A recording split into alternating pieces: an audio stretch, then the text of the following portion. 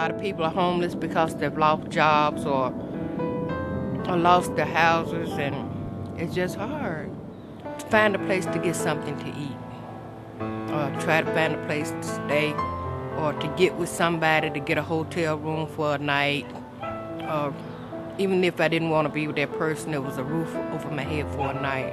Sometimes an abandoned house, it'd be in the wintertime, it'd be cold. You have nowhere to be comfortable, no way to bathe, no way to cook. So it's hard out there. And I can imagine for a mother it's even harder, having seen that she has the children, and a lot of people don't want to be bothered with kids.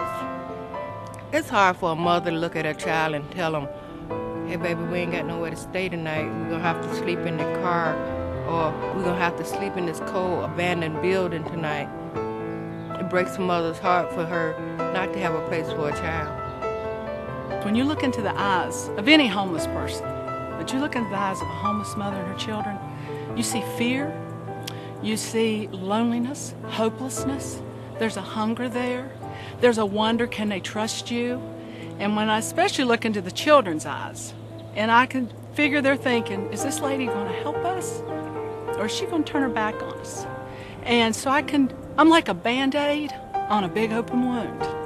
I can give them food, and I might can put them in a motel for a couple of nights, but then what? You can imagine a woman with children have nowhere to go, and it's always a main concern for me for the children just being, just turn out to the streets. If you don't help them, they don't have any alternative. But we're limited because we just don't have the facilities.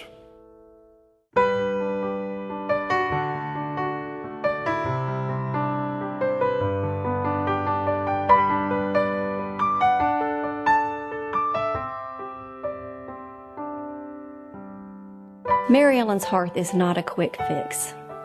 It is a transitional home, not a shelter. This is a place where the women and children can stay for up to 2 years, and during that time, they will receive life skills training, they will receive counseling, and many other things to help them get on their feet for a new future and a new life. This facility is just a beautiful facility for one thing, and it's perfectly set up to accommodate women and children, and we're so excited that it's going to be a place where women and children will be nurtured, and that's what the feeling you really get here is that they'll be nurtured spiritually and educationally and financially, everything they need to really set themselves up for success. I have a personal history in this building in that I helped raise the money some 30 plus years ago to build this facility, and to know that it served a great need as a daycare center for a number of years.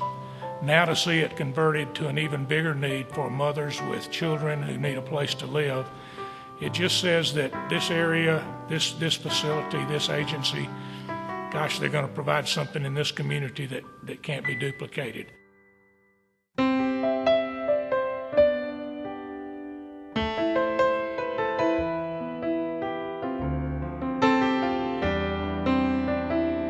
When I saw it, I knew how much worth it was going to bring to our city, and as a result, it was really thrilling to me to be able to take this back to the board and say, hey, I've got the perfect project for us to fund to help the women and children of this city.